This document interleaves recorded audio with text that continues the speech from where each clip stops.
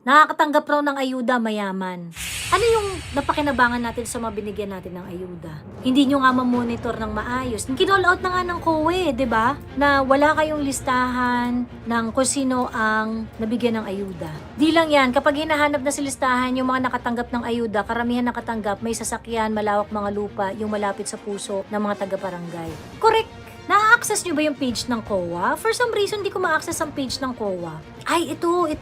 OMG! Ayan na, makikita na natin yung DSWD, Annual Audit Report. Merong 4 na audit report. Oh my God, I'm so excited. Sa COA yan, COA. A qualified opinion was rendered on the fairness of the presentation of the financial statement of DSWD. So, qualified opinion to hindi to unqualified opinion. So, may issues talaga. Sobrang laki noong mga errors, yung lumampas na siya dun sa materiality threshold. Kasi, ang acceptable lang ng mga error supposedly is at 0.5%. Pero, yung mga involved na pera dito, lampas-lampas na siya dun sa materiality threshold na yun. Eto na tayo, doble-doble. Yung mga nakaka-receive, doble-doble. Yung mga nakakatanggap, hindi naman deserving. Yun yung sinasabi. Kulang na nga sa documentation. Yung iba, fraudulent pa. Okay. Eto pa, malulula kayo. Ang total ng suspension, disallowance, and charges ay 10 billion, 89 million, 212,643 pesos and 94 centavos. Ayan. Ngayon, ano masasabi nyo dyan? Di pa rin sila nakaka-move on sa confi funds ni Inday Sara na may unmodified opinion from COA itself. Yung mga nag-aakusa, anyari sa kanilang COA audit report. Ito, qualified qualified opinion to. Ibig sabihin may sabit talaga to. May sabit talaga to. Sobrang laki ng mga hindi nyo maipaliwanag. Anong reply dito nila, Shelo Magno? Ay nako, Joey, elemento ka.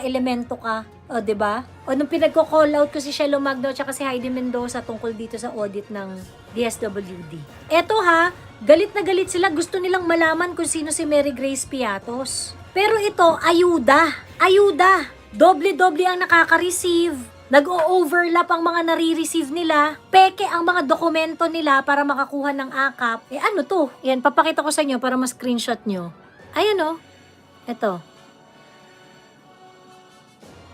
Gusto nyong malaman kung sino si Mary Grace Piatos. Kahit wala kayong karapatan na alamin kung sino si Mary Grace Piatos. Listahan ng AKAP, gusto naming malaman kung sino yung mga nakatanggap na yan na doble-doble. Dapat alam yan dapat public yan. Dapat pinapublicize yan. Kung sino mga nakakatanggap ng doble-dobleng mga ayuda. Galit na galit sila kay VP kasi kung anong hinala siyang gawa. Beneficiaries receiving repeated similar assistance from different SDOs within 3 months and overlapping assistance from AKAP and other DSWD programs. Tapos, nagpo-provide ng assistance to above minimum wage earners. Nakakatanggap raw ng ayuda, mayaman. Inadequate screening and assessment of AKAP beneficiary eligibility. Yung letter C, matindi. Kasi, hindi qualified yung nakakatanggap. Ang sinasabi, hindi qualified. Ibig sabihin, may problema dito sa implementasyon ng programang ito. Miss Joey, please emphasize na the actual code name is Mary Grace Piati at ginawa lang nilang Piatos para mas matunog at recallable. Shelo is now the new poster girl of pink intellectual dishonesty. Taro. Gago, no? O so ngayon, yung ganito kababoy na ginawa nila sa mga ayuda. Ang gawin natin dyan? Bulag-bulagan tayo, Shelo? Concern na concern kayo sa mga uwishi-uwishi, Mary Grace Piatos, ganyan-ganyan. Gustong-gusto nyo malaman kung sino si Mary Grace Piatos? Ba't hindi nyo alamin kung sino itong mga nakatanggap ng doble-dobleng ayuda? Diba? Magkano yung voucher ni Questionable vouchers. Confi. Kasi parang lang yun if I remember it correctly mga lang yun pinag-uusapan lang doon kila Mary Grace Piatos, mga parang nasa 30,000, 25,000, mga ganun-ganun lang Tama ba? Dobleng ayuda, one for the beneficiary, one for the congressman. Nagbasa ako sa confidential fund. Confidential daw yan. Kasi for intelligence, surveillance, and national security purposes. So, di siya aligned sa role ng OVP. Aligned siya. Kasi, si Inday, nung tumakbo siya, ang platform niya really is issues on national security. Kasi nga, isa sa mga gustong ilabi ni Inday is yung mandatory ROTC. Bakit niya ginagawa yon? Para labanan ng insurgencies. Kasi ganito yan. Dalawang reason para makatanggap ng confidential fund ang isang civilian agency. Ang isang government office. Lahat ng government office. Dalawang way yan para makatanggap ng confidential fund. Number one, sabi kasi nung charter mo, pwede kang mag-request ng confidential fund. Okay. So for example, yung ombudsman, allowed siya na mag-request ng confidential fund kasi para sa mga investigation nila, yung mga ganyan-ganyan. PAGCOR, I think, is allowed to have certain amount of confidential fund. DSWD, ina-allow din na magkaroon ng confidential fund. Kung yung charter mo allows you to ask for confidential fund, then you can be entitled to confidential fund pagdating doon pag nag-present ka ng budget sa mga budget deliberation. Pwede kang manghingi diyan kasi bucket yan parang line item yan sa budget mo 'di ba? So pwede kang manghingi na parang, uy, bigyan niyo naman kami ng confidential fund dito sa DSWD kasi kailangan namin for this, kailangan namin for that, ganyan. So you will be allowed to ask for budget. Ngayon, kunwari, yung office mo, yung charter ng office mo, walang authorization na pwede kang mag-ask ng confidential fund. Pwede ka bang magkaroon ng confidential fund if that is the case? Kunwari, yung agency mo requires investigation, requires study, research, ganyan-ganyan. Kasi nga lang yung charter mo does not authorize you to ask for a budget sa GAA for a confidential fund. Magkaka-confidential fund ka ba? What is the answer? The answer is yes. Pwede ka pa rin magkaroon ng confidential fund. Kanino ka manghihingi? Sa presidente. Sa presidente ka manghihingi. Ngayon, si presidente, pwede niyang i-approve. Ay, okay, itong si Energy Regulatory Commission kasi nangangailangan sila ng matinding investigation on collusion ng mga energy players, nagmamahal tuloy ang kuryente, kineme route, ganyan-ganyan, mga serious crime that would sabotage the prices of kuryente. O sige, ERC, bibigyan kita 200 million confidential fund. Gamitin mo para dyan. O hindi siya nanghingi, dun sa budget niya, nanghingi siya sa Pangulo. Binigyan siya ng Pangulo. Pwede yun. So ngayon, si Inday, yung budget niya sa Office of the President, kanino galing yun? Kanino galing yun? Galing sa Office of the President. Nagets nyo ba? So ganun yung dyan, ganun yung dynamics niyang confidential fund. Yan sinasabi nila na, hindi kasi wala naman sa charter ng Actually, lahat ng agencies pwedeng manghingi. All you need to do is for you to present your case. Kailangan ko ng confidential fund kasi yung opisina ko, meron kaming pinaprioritize na scheme na gusto naming managot ang dapat managot. Kaya nga yung DepEd, di ba, ang laki-laki ng confidential fund na hiningi ng DepEd. Bakit? Kasi nga, nakita ng DepEd na isa sa mga pinaka-importante na dapat nilang paggamitan ng confidential fund is the online sexual exploitation. Ang online sexual exploitation, ang biktima, mga estudyante, mga bata, mga learners. So, ibig sabihin, ito, yung biktima mo ay nandun sa part ng constituency ng Department of Education. Hindi mo titingnan yung problema na yan? Hindi mo titingnan yung problema na yan? Hahayaan mo na lang yung Hahayaan mo na. Hindi, yung mga pulis na bahala dyan. Part nga ng constituency ng DepEd yung biktima ng online sexual exploitation So, anong ginawa ni Inday nun? Ang ginawa ni Inday nun, nag-set up siya ng hotline para sa mga estudyante, nag-set up siya ng mga programa para yung mga estudyante pwedeng makapagsumbong sa learning environment kapag nakaka-experience sila ng mga ganong klaseng pang-aabuso. 'Di ba? Ma'am Joey, masaya po ako nung panahon ni Tatay Digong. Ang asawa ko nadagdagan ng kanyang pension 1K. Maraming masaya sa mga senior. Ngayon laging tanong, sana ngayon madadagdagan na ang pension. Dinelay ni Tamba at Bibi ang pagbibigay ng confi funds kay Inday para magkaroon ng issue spending. Pero matalino si Inday at nakadocument lahat ng ginastos niya.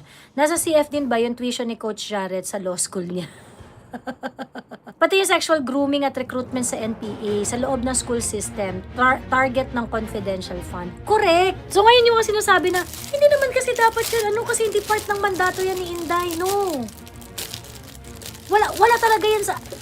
It really depends on the prioritization of the government agency doon sa problema niya sa constituency ng kanyang ahensya. Ano ba sa tingin niya yung pinakamalaking problema doon sa constituency ng ahensya niya? Is it something na, kunwari ako, DepEd Secretary ako, importante ba sa akin yung issue na naaabuso, nagkakaroon ng sexual exploitation sa mga learners? E di kung feeling mo, hindi yan importante, di wag kang manghingi ng confidential funds. Ha, nag-aaral ba si Coach Jarrett ng law? I am sorry, mahina ang aptitude niya for law, kaya bagsak yan sa bar exam, sabi ni Bertudes. Hindi pa siya nagbabar. Pero ako feeling ko papasa yun. Marami ang pumapasa, hindi naman magaling eh. Basta magaling mag-English. Approve ni BBM ang CF ni VPISD no. Doon pa lang we could end the discussion na sabi ni Strictly Unfair Jurors. Correct! 'Di ba? So ngayon, ang hindi ko kasi maintindihan, they try to complicate it. Kaya nga 'di ba sabi ko, yung mga nagtatanong ng kailangan malaman natin kung paano ginastos ang confidential fund ni Inday. Mga bakla, hindi kayo entitled. Hindi kayo entitled sa confidential fund. Malaman ang mga nitty-gritty ng confidential fund ni Inday. Hindi, kasi pera ng bayan yan. Entitled kami. Yung mga deliberation ng mga Supreme Court Justices sa mga kaso, that's privilege and confidential. Pera rin ng sambayan ng Pilipino ang ginagamit doon. Pero hindi kayo mabibigyan ng kopya nun. Kahit anong mangyari, hindi kayo mabibigyan ng kopya nun. Kaya confidential, di ba? Kung sinabi niya yan, baka gamitin pa yan laban sa kanya kasi dinisclose niya. True. Confidential informants ang pasok sa network ng mga tao nagko-conduct ng covert ops na pinapondohan ng Confi Fund na yan. Huwag tatanga-tanga ang mga taga-ROFOR. Tapos, alam niyo yung isa pang nakakadiri na takbo ng, yung isa sa, gusto ko talagang batukan talaga si Heidi Mendoza at saka si Shelo Magno. Yung sinasabi nila, hindi naman na kasi trabaho ng OVP yan, hindi naman kasi trabaho ng kinembot yan, ganyan. Parang, again, it is really based on the wisdom of the cabinet member. Kung yung cabinet member na yon tingin niya, this is something that would warrant investigation because it would have national security aspect. Pwede siyang gumamit ng confidential fund at pwede siyang magpaalam at humingi ng confidential fund. Depende yun sa appreciation ng mga cabinet members and ultimately sa appreciation ng presidente. Paano yun? Di si Lenny anomaly, bakit pumasa yun? Bakit trabaho ba ni Risa, DSWD, ba't kay Risa tahimik si Heidi? I dare those na nag-aakusa sa Confi funds na maging informant for once, tapos i-publicize yung pangalan nila. Tingin natin kung di sila i-hunting ng mga terorista at rebelting. For me, yun yung importanting points sa confidential fund, no, na parang hindi, pera namin yan, hindi kayo entitled talaga. Kahit mag-iiyak kayo ng bonggang-bongga, hindi kayo entitled sa information. Ngayon, kung kunwari sasabihin, hindi kasi pera ng bayan yan, entitled kami. O if that's the case, entitled din kami sa lahat-lahat ng ginastos ng House of Representatives, including the MOOE. Bakit nila ginawang privilege information yung MOOE? At bakit nila ginawa na certification via, liquidation via certification lang yung mga pera ng MOOE sa House of Representatives? Patingin. Lahat ng mga sinortify nyo dyan, patingin. Lagi nila sinasabi na hindi pa din daw cleared si VP sa COA, sabi ni Justin Tizon. Kasi nga, yung point of view nila is they want clear wording from COA na cleared si Inday. Which is never mangyayari na magbibigay si COA ng ganong klaseng wordings. Okay? Ang nangyari kasi is ganito. Yung notice of disallowance ni Inday pertains to the 2022 budget. Right? Kasi 2022, naging Vice President si Inday Sara. Nag-request si Inday Sara ng confidential fund August 2022. Nabigay yung kanyang confidential fund, yung 125 million na confidential fund niya, binigay ng December. So kaya nga inaano nila na pagkabigay ng December, na-approve ng August, nabigay yung pera in actual ng December, tapos 11 days lang ginastos na. Ngayon, nung nagde-deliberate na for 2024 budget, kailan ginawa yung deliberation ng 2024 budget? 2023. The following year, 2023, yung audit ng COA sa OVP is unmodified opinion din. Walang problema. Everything is in place. Walang problema. Yun yung sabi ng COA. Unmodified, unqualified opinion. Ngayon, nung nagde-deliberate para sa 2024 budget, nag-request yung House of Representatives na tingnan ulit yung confidential funds ni Inday. So ngayon, kaya anong nangyari? Nagkaroon ng special audit doon sa confidential fund ni Inday. Nangyari yon 2023. Supposedly, dapat February of 2024, dapat ilalabas na yung resulta ng COA audit. Nung lumabas na nga, doon nagkaroon ng 73 million notice of disallowance. Yan na yung ginamit. Ayan, meron disallowance, ganyan-ganyan. Corruption, ganyan-ganyan. Doon nag-spring yon. Doon nag-spring yung 73 million notice of disallowance. So that is 2024 na. Tama? 2024 na yon na ilabas yung notice of disallowance ni Inday. So ibig sabihin, pasok na yan doon sa 2024 na fiscal year, di ba? Nitong 2025, June or July 2025, lumabas na yung annual audit report ng Office of the Vice President for the year 2024. So, nung lumabas na siya ng 2024, ang COA findings sa Office of the Vice President, still, unmodified opinion pa rin. Ngayon, ang sinasabi is that, kung naging issue talaga kay Inday, even yung notice of disallowance ni Inday, kung naging issue talaga yan para sa COA, hindi ba dapat i-finlog yun doon sa annual audit report ni Inday? Kasi yung notice of disallowance ni Inday, wala naman dong sinasabi na parang merong dito, merong corruption dito. Wala naman sinasabing ganun eh. Yung notice of disallowance ni Inday, ang sinasabi, kulang kayo sa dokumento. Joey, ano yung binasa mo kanina from COA, DPWH, DSWD? So ngayon, yung 2024 na, yung annual audit report for 2024, hindi ginawang issue ng COA yung notice of disallowance ni Inday. Hindi nga siya naging part ng significant observation whatsoever, ganyan-ganyan. Hindi siya naging issue. So ngayon, since hindi siya naging issue at hindi finlag ang Office of the Vice President doon sa notice of disallowance niya, in effect, hindi siya problema. So since hindi siya problema, ibig sabihin, cleared siya. 'Di ba? Ngayon, itong mga DDH, ginagawa nilang issue na parang hindi naman nakalagay doon na cleared eh. Malamang hindi talaga yan ilalagay na clear.